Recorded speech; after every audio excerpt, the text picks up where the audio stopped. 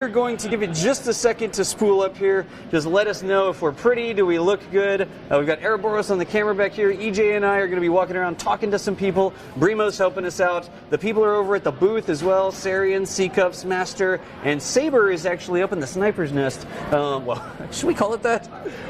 They don't usually have those on aircraft carriers, so he's up on the bird's nest. That's actually better. Thank you. He is up there getting another camera set up for a presentation. So, hey, Mirror-Space, how's it going? It looks like everything's working correctly now. So away we go. And away we go. Do the intro. What? It's like now, I was told. Anyways, folks, we're back at Intrepid Sierra and Space Museum. I didn't want for you to go anywhere. Anyway, folks, we're back at Intrepid Sierra and Space Museum. It's Kidsweek 2020. It's Saturday. This is the last day of Kidsweek for this year.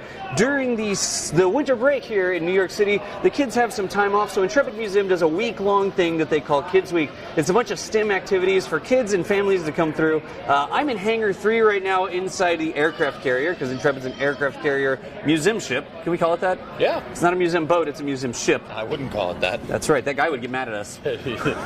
So They do not like it when you call it a boat. They don't like it. They really don't. We're at Hangar 3, and back behind us we have a lot of different exhibits and booths and partners that come in. They're not usually at the museum, but we have like Cooney sets here, 4-H's here. NASA has a couple things to look at. Museum of Interesting Things is back there as well. I'm very bad at reading lips, but I'm just going to roll with it. And we're going to walk around and see if we can spend some time talking with people. So one more time, let us know that everything is good, and we're ready to start walking.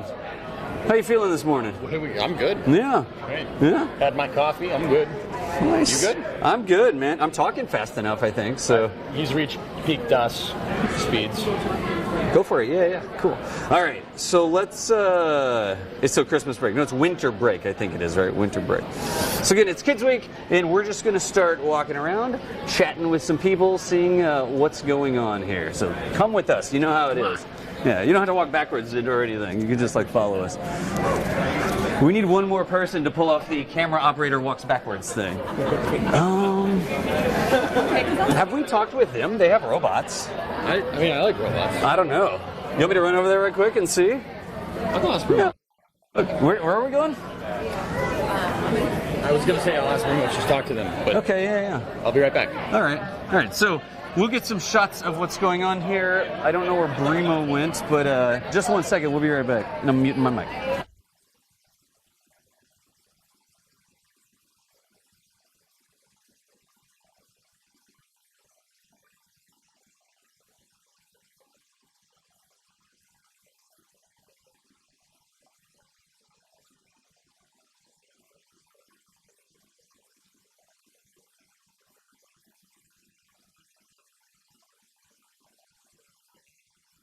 Here we get in the other. No. Well, go. Go to the. All right, cool. So like I was saying, there's lots of cool stuff here. Partners that come in from the museum who aren't normally at the museum, like not normally museum exhibits, but one of them is RoboFun, who I met literally 30 seconds ago. So what's your name? I'm Noah. Noah, how's it going? Good, how are you? How are you doing this morning? Very good. Very good.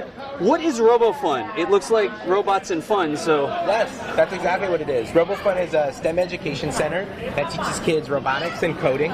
We teach kids from kindergarten, from pre-K through 6th grade. Right. With age-appropriate technologies for each one. And they learn how to design their own video games, how to build robots that can interact, they learn how to code them.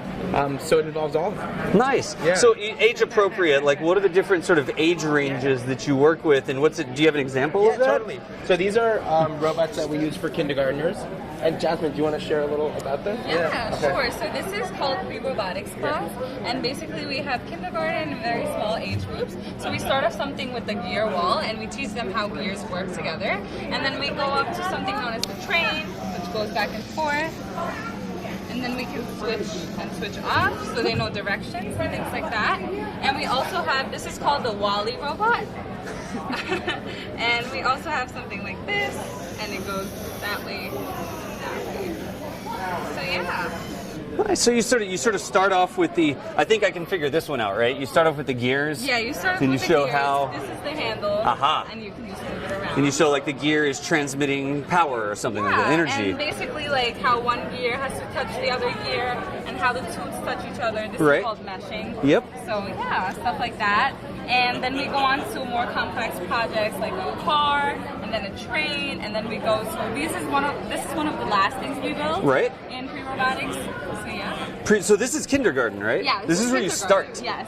And you'll be surprised how fast kids can build these things. Yeah. They're very innovative as well. So what happens is sometimes they'll customize it, make it bigger, Right. prettier, something that I wouldn't even think of. Nice. And is this it's Legos? It's Yeah, these are Mindstorms. Legos. What do they call them? This Call is them these Legos, days? that's Mindstorm. Okay. Yeah. I remember this from long ago, and these are just regular Legos, huh? Yeah, this is Legos. So we go from kindergarten, then we go up from there. Yeah. So is this the more complicated stuff? Yeah, so this is EV3, which is going to be 3rd grade and up. And you can see how it's more complicated, not only in the way that the Legos look, but we have things like sensors that make things move and that we can control. And we have things like programming. So instead of this, which is much more mechanical, this is going to include coding as well. So they're going to program them, and usually at some point we have our robots battle each other. So it'll be a battle to the death. What does that mean? It means exactly what it sounds like. A battle- May the best robot win. So they there's no raised like saws or anything on them, right? No. Okay. Just flying Lego pieces everywhere. Yeah. They bump together in like a Beyblade sort of thing, or Yep, what? absolutely. And this is Tape on the for ground, yep. this is for age ranges 3rd through 6th grade. 3rd through 6th grade. Mm-hmm. No kidding. And you have programming because you have like the programming unit on it. Yes, absolutely. Yep. Do you want to show it in action? Sure. Let's see. Do we have this one working? Oh yes. So this one has your controls. If you Yep. wanted to try it out. Oh, cool. Yeah, please go ahead. I can do Go that. left and right with Right. these two, and if you push those together, it'll go forward. Yep. So it's like tank steer. Yeah, That one is- exactly. Exactly. Oh, was this one reverse? Yeah. Uh-huh. So you have tank steering. And then you have reverse when you start to drive off the table. Wait, I mean, I could drive it off the table if I wanted to. Sorry. Everybody's like, wait, this guy. Cool. And so this isn't, you've plugged it in and you've programmed that. Like this switch goes in and there's a bit of code in there that says when you get this signal, then do this. And Exactly. That's really when cool. This button is pressed, turn this way. I like it. Exactly. Yep. No kidding. And it goes up to 6th grade? Yeah, so this we jumped around a little kindergarten, 3rd through 6th grade, and over here we've got 1st through 2nd grade. Yep. This is called We Do 2.0. So these are regular Legos that get connected to a brain, basically, and then they sync with Bluetooth to the iPad so they can program them. You can see a spike here showing you how 0 to do it. seconds. Is that good? We want it to go 0? No, we want it to go how many seconds? Let's say 9 seconds. You wrote 9. Okay. What power level? Power level means how strong is it going to be? Should we try to see if it can fly?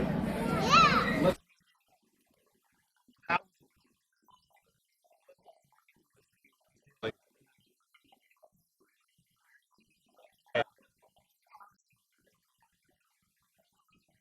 Let's.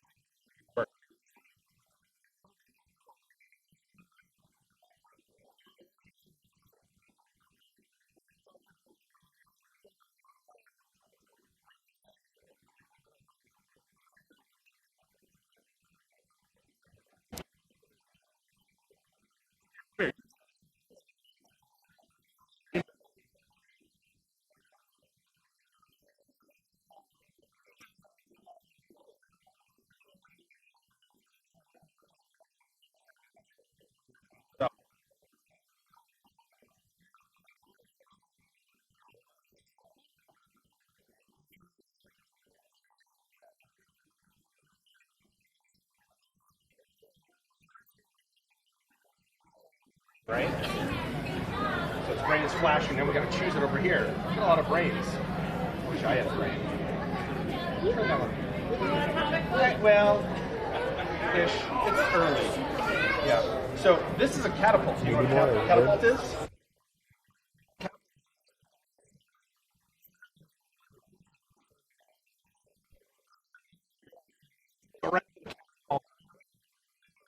What happened?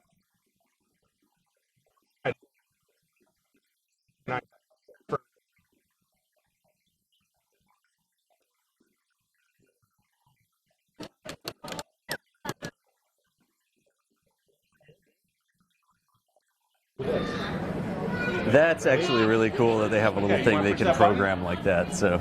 Yeah.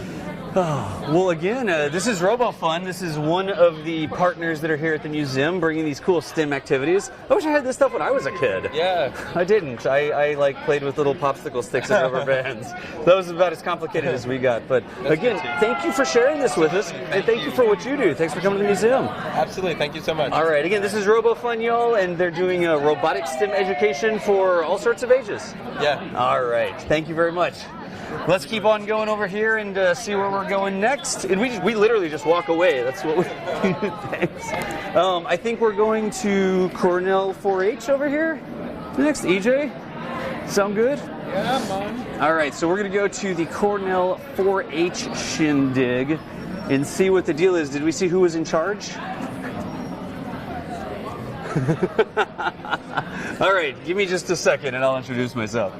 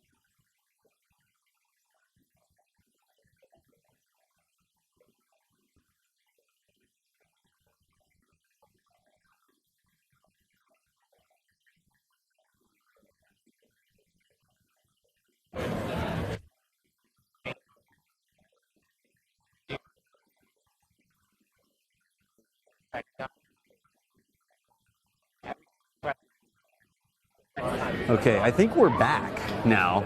So now that you've been graced with the gratuitous views of the Kerbal Space Academy booth, EJ and I are going to walk over and see some 4-H robots in activities. All right. So let's go over this way and see what we've got. This is where we start, right? Yep. I think this is where we start. EJ, get over here. So what's going on here? I see toothbrushes with, are those motors and little batteries? What do we start off with here? So we start off with a toothbrush. So we have like an adhesive here. So what you do is you take this and then you basically push it down and then you take one of the wires, it doesn't matter which color, and then you basically push it down to the sticky side. Ask her some questions. Ask her some questions. The battery, and stick it to one of the wires, and place a wire on top of it.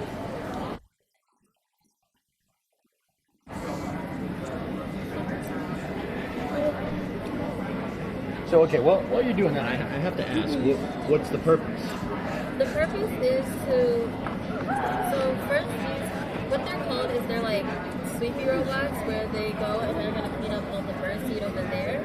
So it's basically kind of Save Our Island where we're teaching kids how to come up with creative ideas and alternatives on how to save our planet. Okay, yeah. Okay. Yeah, okay.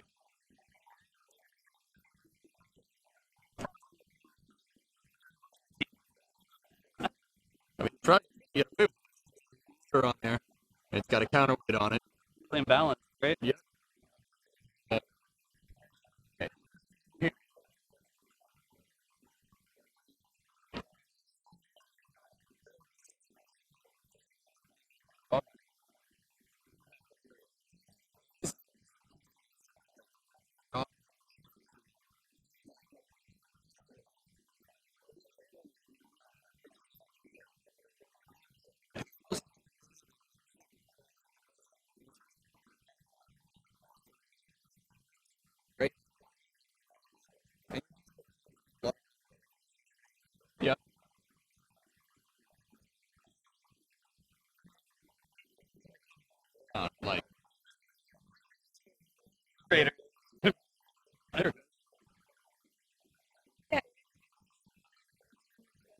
Yeah, yeah.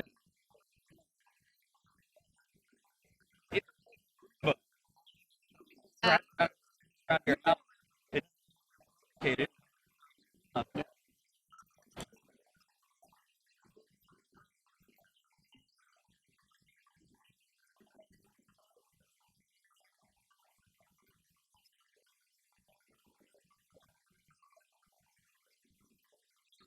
Oh, good.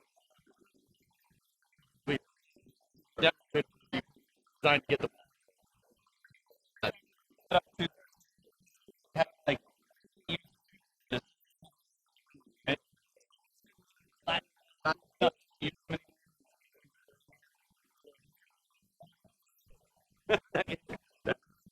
I'm like that would get so.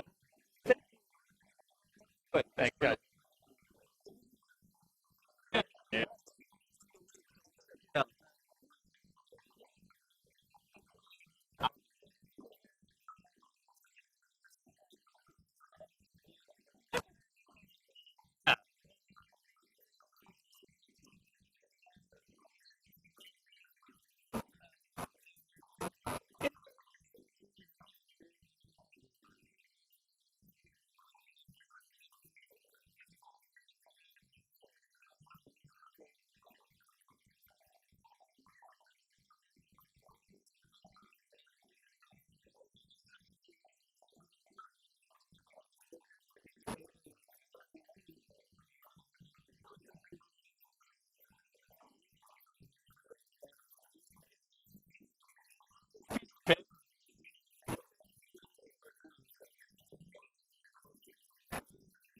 Thank you.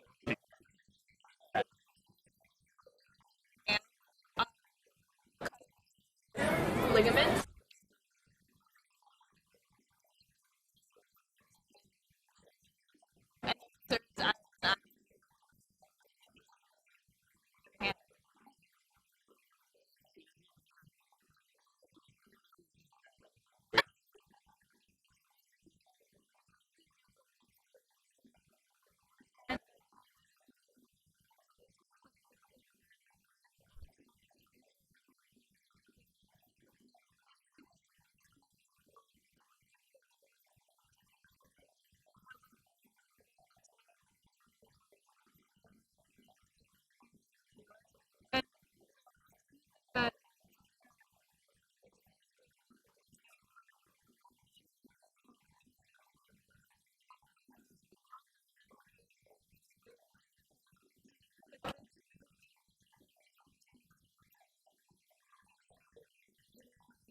Yeah.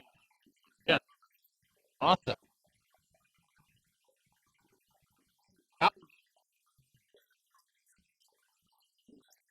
I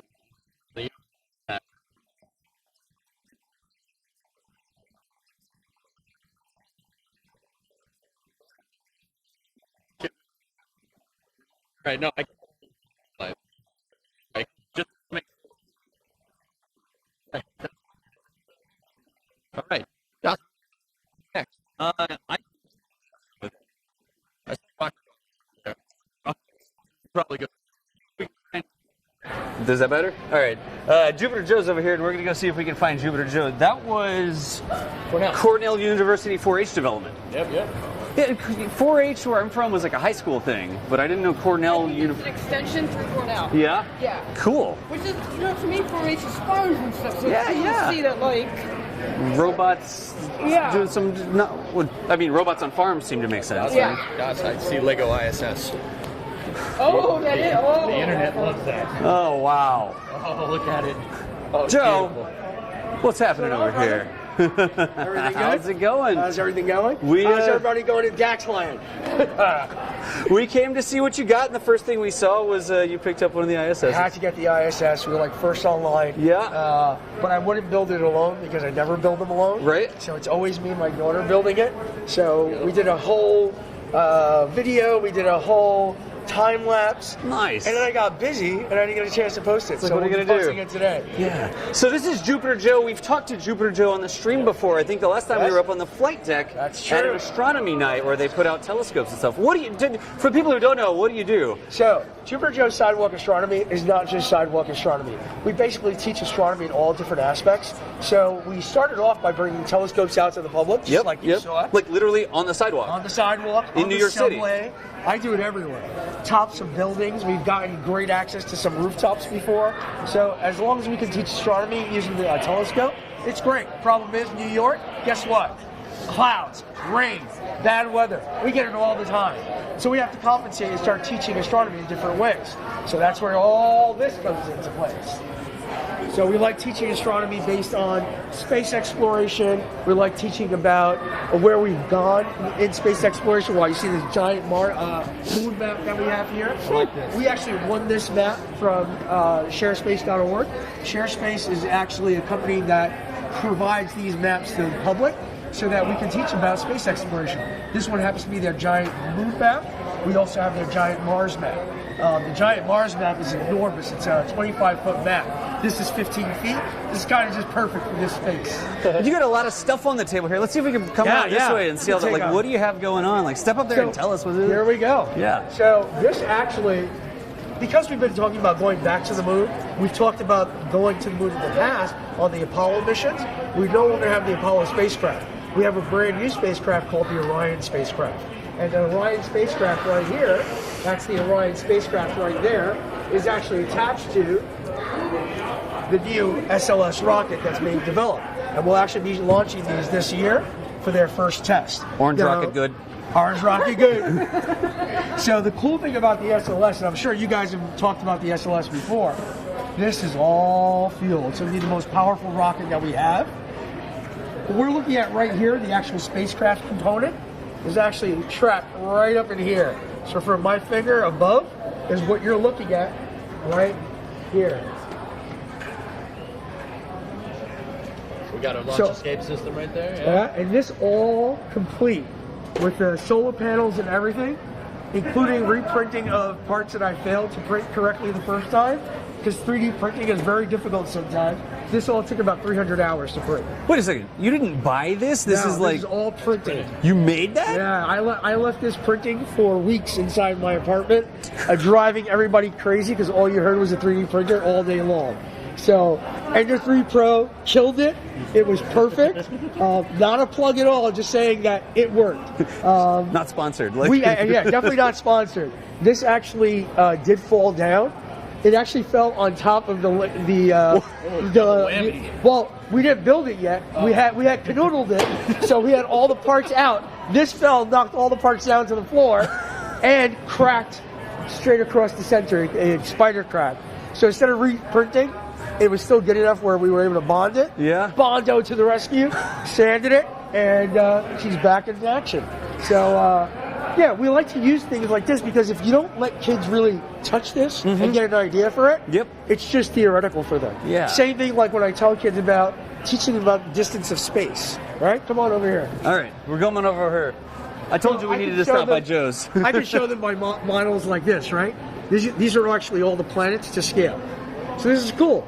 Got all our planets showing, right? We can see all of our inner planets. We have Jupiter, my favorite planet. It doesn't look too cool and gray, right? So we come on over here, and then we have the new color. Again, all of this I've created. Right, yeah. So everything here was built, 3D printed. This is our 3D printed moon that we can let the kids hold and carry around. Now, when you're talking about distances, we really don't know how to explain a distance to the public, right? You could say something is 1,000,000 miles. Yeah, Well, unfortunately, big deal. most people you talk to don't know what a mile is. Yeah. They don't know what 35 feet looks like, right? Because it's all conceptual based on anything that's relative. Like, what does that they even know mean? This is a 15-foot map, so now they know, okay, that's 15 feet. Now I can figure it out. Well, what I usually do with kids, because we're usually talking about the moon and the earth, we can show them the moon, and we can show them the earth. All In right, fact, here, EJ's the Earth, right? There we go. Hand that to him. Yeah. So, can I steal you for a moment, Okay, please? That is our moon. Now, these are to scale, all right? They are to scale? They are to scale. They are to scale. Yes. So that is how big the moon is compared to the Earth at this scale. Is this 3D printed too? That's 3D Oh, that's printed. awesome. Nice. So think that this is the took beach ball. 23 hours to print. What is So- the fill percent on that? That fill percent was 50% on that. Okay. So what I want you to do, Okay. and this is first time, this is not staged, how far do you think the moon is from the Earth at this scale?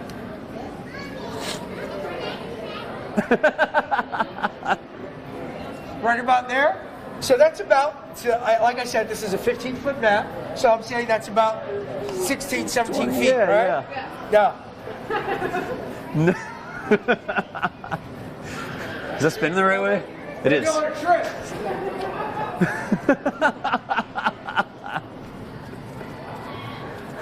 That's a whole 35 feet away. Alright?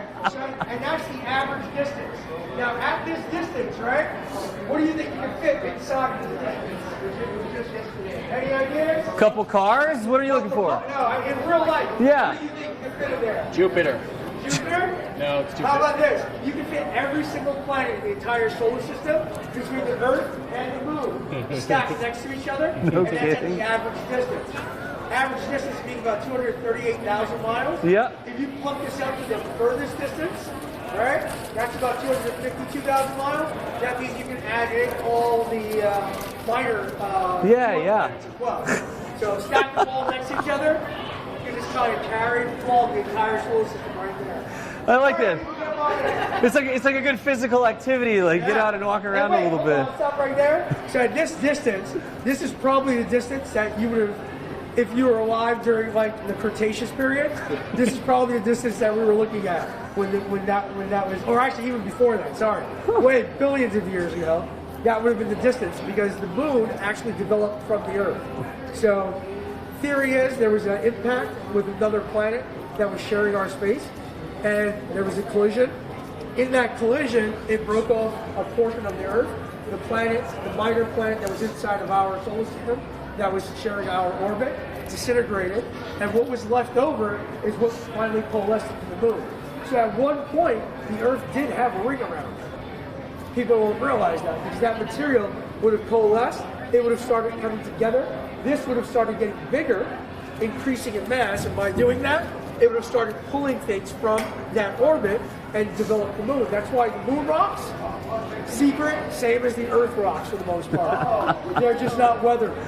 They haven't been exposed to us for the most part. Like I gotta say, I love how this has turned from like an interview in front of the thing to like a sidewalk astronomy lesson. This is what we do. All of a sudden he's So, talking come to on in. everybody. And So, oh, cool. Can we go down and these check are out the all robots other over things. here? Yeah, come on over. All right, robots. So Moon, you have to put that back, Brimo. Thank you. And then we also have a couple robots that you built question mark. Yeah, so actually, 3D printing, definitely. Always have to talk about Curiosity and my favorite rover, hands down. I know Curiosity is massive, and very often we hear a discussion of Curiosity is the size of a small SUV, they say, right? Right. Or they say a Mini Cooper. Yeah. No, that's wrong, and they need to stop saying that because they're looking at the wrong size comparison. So the white body that you're seeing here, right? Just the white portion. Yes, that's the size of an SUV. That's 10 feet long, 7 feet, or 9 feet. Oh, I'm sorry, 7 feet, 10 feet long. From wheelbase to wheelbase, that's 9 feet wide. So that's larger than a Hummer. The Hummer is only like 7.5 feet. Yeah. So definitely bigger than a Hummer. 3 meters by 3 Yeah, meters. and then you're looking at 7 feet tall. And when it extends its arm here, that's another 7 feet, so it's 17 feet long. These 3 tables, just for that reference, are 18 feet. No kidding. That's what always gets me is you see the pictures of that like over at JPL, and there's people Exactly. standing next to it, and you're like, wait, is that a person standing next to it? Because Yeah. you think they're like little RC cars. So right? and speaking about RC cars, Yeah. that's where Teacher comes in. out of So light. Teacher was our first, it was really the first way to really start reaching out to the public to teach them about space exploration.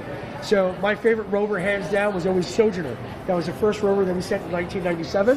This is a representation of it right there. These are to scale. That's like the RC So- car from The Martian. Yes, exactly. So in Martian, you see him actually driving it around. That was Sojourner. It was supposed to last for 8 days on Mars. That was its mission window. It lasted for 85 days. That little guy kicked butt. But the great thing about that was because it was so small, they realized we need to make our rovers taller. Because what happens when we drive up to a rock? This is what happens. Yeah, you can't see anything behind, right? So they realized we needed to have these masks that had cameras so they could look around and not have to move around so much. Gotcha. So you learn things about the small guys. Yeah. But I ended up building, this is actually the second rendition of this teacher. Now, teacher, I realize it's spelled incorrectly. It's not, it's right. It's an acronym. It's Terrestrial Education of Astronomy for Children in Urban Regions. Sorry, regional folks. I like how you have there's no period in the middle there, so you know CH was for children. Like, and then this one is probably the best one. We need one of these at our booth. It's handing out business cards. There you go. So the reason that we have these differences here, I like to show kids that there are differences between rovers. Like, we don't make all rovers with wheels. Right now, the ones that we have wheels, but the next ones that are coming out, right now we're launching a mission this year. It's called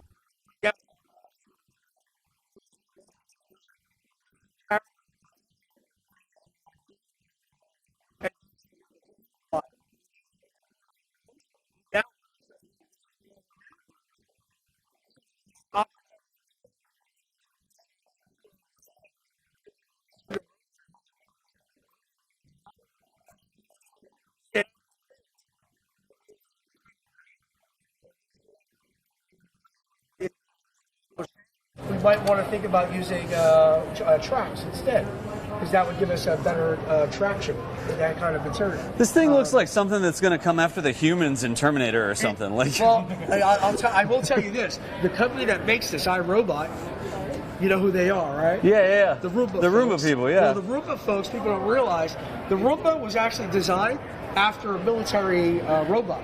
It was actually a minesweeper. And they took that technology from the minesweeper and they figured, we could use this in people's apartments if we put a vacuum in it. So just make sure there's no mines in my apartment.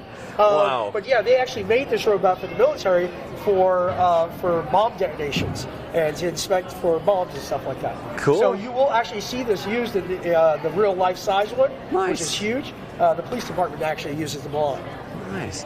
Cool. Jupiter Joe, thank you so much for spending time with us. Always a good time. It's always good to stop in. We're getting ready to do the presentation up here, so we got to run over there and get set up. I will see you guys there. We appreciate you, man. We'll see you around. Take care, y'all. guys. Again, this is Jupiter Joe, Sidewalk Astronomy. Get a sign back there because he's got social media. Jupiter. What is it? JupiterJoesAstronomy.org. JupiterJoesAstronomy.org. There you go. And if somebody could put that link for chatting us, check out Jupiter Joe. And one of the cool things you should support if you want to support people who do STEM education outreach to kids and people. Appreciate you, Joe. Brother. Take care. All right. Thank you for your time, man. Take care, guys. Oh, what's the question? Mike stopped. A mic stopped. A mic stopped. Are we still good, or? I'm good in the camera. We're good over here. If that's only one person saying that, we'll just continue proceeding. Okay. Yeah. Take care, guys. See you, buddy. Yeah. All right. So continuing on chatting with people at Kidsweek, we've only got a few minutes here, maybe 5 or 6 minutes. But these girls have model rockets. They do. The Columbia Space Initiative over here. I'm going to run ahead, and I'm going to go chat with them. And EJ, when I get over there, you want to have a chat? Let me go introduce ourselves. All right, yeah. You talk to them right quick. Mike.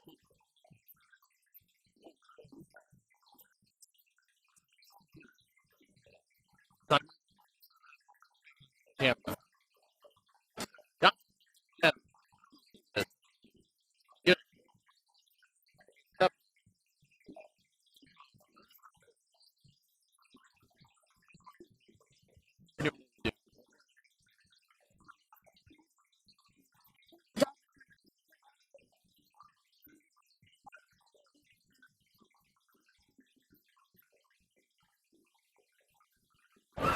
All right, so we've chatted over here and introduced ourselves. And EJ, take it away, dude. All right. Good morning. How are you guys? I see rockets, and I like what I see. Tell me what you guys do. I see a Titan. Okay, Right? yeah. So, in fact, we're part of the Space Initiative, which is pretty much the aerospace club on campus, because Columbia does not have an aerospace engineering major. We have a bunch of small competitions, which we all participate in, and the one that we're repping with our stuff here is rockets. So I'm on the rockets team. Mia's on the rockets team. We make a whole rocket that's like 10 feet tall from scratch. All that fun stuff. And we're here making paper airplanes. This is a model rocket, which cannot launch, but it does have this one feature. And then we've got small rockets on the side here that used to fly. This one has the rail here, the remnants of an igniter here, the motor place where it used to be there. We got a bunch of things. We love reaching out to kids. It's a great time. So we have little crafts in case the toddlers want to play with stuff, but otherwise we're just here to talk about what we do on campus and answer any questions for some older students and the parents. Then the actual rocket models that we have, you need to build them first in order to get your certification to buy larger parts and then bigger motors. So we can actually then get the equipment for the rocket that we launch in the competition every year. So you said you had like a 10-foot tall rocket. Oh yeah. What are we like? How high are we talking here? Okay. How does it go? So the competition that we participate in, it's to as close to 10,000 feet in the air as you can possibly go. There's different categories for different kinds of engines. So like if you have solid fuel and you make it yourself, then that's a different category than like a hybrid rocket that we make. Somebody have a liquid fuel rocket? They actually do liquids, but they are not really successful ever. So very difficult. MIT blew up their lab trying to make a liquid rocket. That sounds like what they do. But yeah, so sounds right. Yeah, but we make our own hybrid engine from scratch, and we're one of the very few teams doing that. Okay, so a hybrid engine is where you have solid fuel, and then you're shooting oxidizer into the motor. What are you guys shooting into? Nitrous, nitrous and paraffin wax, just big cans. Paraffin wax lines the outside of here. Yeah. So we sort of use a centrifuge to make it stick evenly. Yeah. And then at the point where the igniter is, so the nitrous oxide goes into there. That's kind of how that works. So you're using the paraffin is the grain. Yeah, paraffin is fuel grain. Yep. Absolutely. That's excellent. So this is a real one. That one's flown. Yeah, that one has flown. This one has also flown, but it's much smaller and does not get you a motor. That's pretty much the size for your basic L1 certification to buy smaller, medium power motors. That's so, getting very, into very HTTP and stuff. Yeah, so we try every other year to run a program for all the kids. Yeah, absolutely. Program to go and get their rocket certification. I mean, you could sit here and you could say like, "Oh, go look at this rocket launcher," or you show them that. It's like, "Oh, okay." Yeah. You see something to shoot up in this. These things get off the pad. When they go, they're like...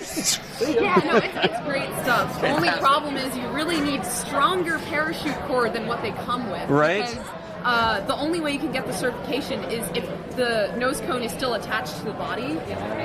Mine did not do that, and the string was like twine. Oh, jeez. Yeah. Because the cords sometimes will like rip up the side of the tube or something, they'll like zipper it out. If your parachute cord is fraying before you put it on, that's not good. It's not a good thing. You should really get some stronger. I mean, one of the questions we get asked with what we do is like, "Oh, why don't they just have rockets parachute down?" I'm like, a little heavy for that. Yeah. Stuff snaps.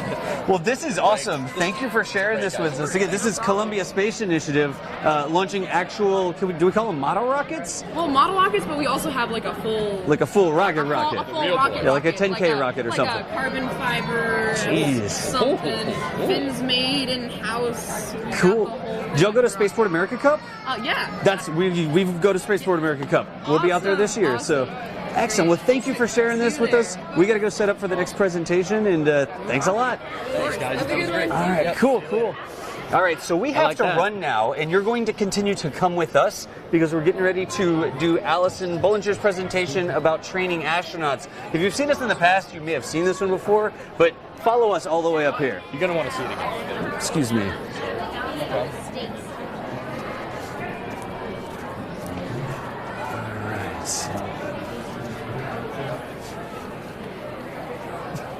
Good.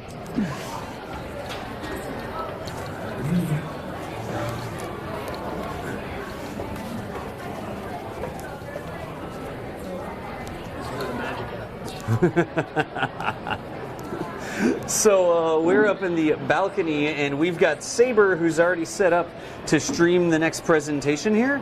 So you can tell because of the way it is. So here's what we're going to do. We have just 4 minutes before the presentation starts. And Saber, how's it going? We're good. Look at this guy. He does the okay, like he doesn't answer out loud. He's like, oh wait, answer out loud. But Saber is going to be using this camera to stream the presentation, and we're going to switch over to it to make sure that the audio. So we're going to go to the Be Right Back screen just really briefly, and when we come back, we'll be on Saber's camera for Allison Bullinger's presentation about training astronauts. Whew! Kidsweek 2020, dude. A lot of stuff going on. All right, so I'm tipping some things.